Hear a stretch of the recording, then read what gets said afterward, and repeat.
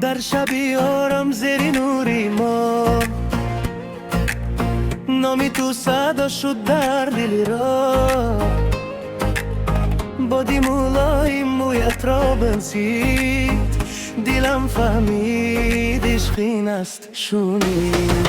خدم با خدم با تو رفتم، زمان ایستاد وقت نگاهت را یافتم. شهر خامنش تنها مادو کس، دنیا خورد شد عشق شد اساس. من پیش از تو تنها بودم، خوابهایم به رنگ و به سودم. تو آمدی نور شد هر سحر، با تو زندگی دارد مضمون و ثمر. در دلی من تو نفسی جان، به تو خاموش است هر یک زمان. اگر باران اگر آفتاب، با تو هر لحظه شیرین است نام. در دلی من تو آرزویی، هر تپش میگوید تو خدایی. اگر دنیا از من بگوریزم، محبتی تو مرا نجات دهد.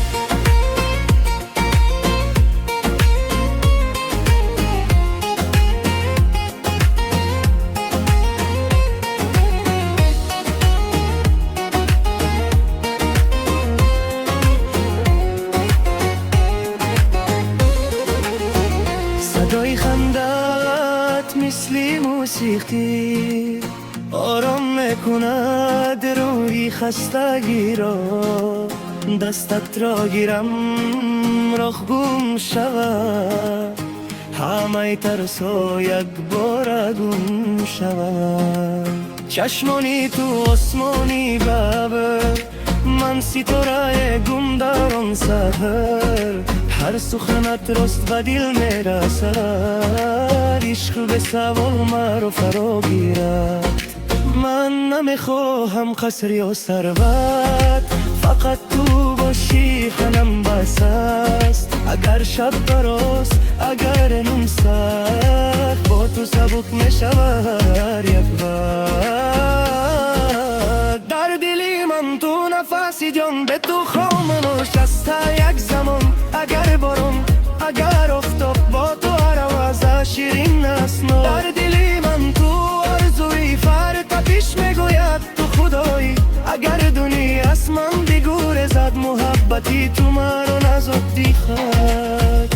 اگر بار شاری دل گم میشود، هر راه به تو تاریک میشود. اما باور دارم به عشقی ما، این قصه میماند تا ابد با خیلی جاودانه. من نامی تو را در دل نوشتم، با هر دعا با هر نفس خوندم.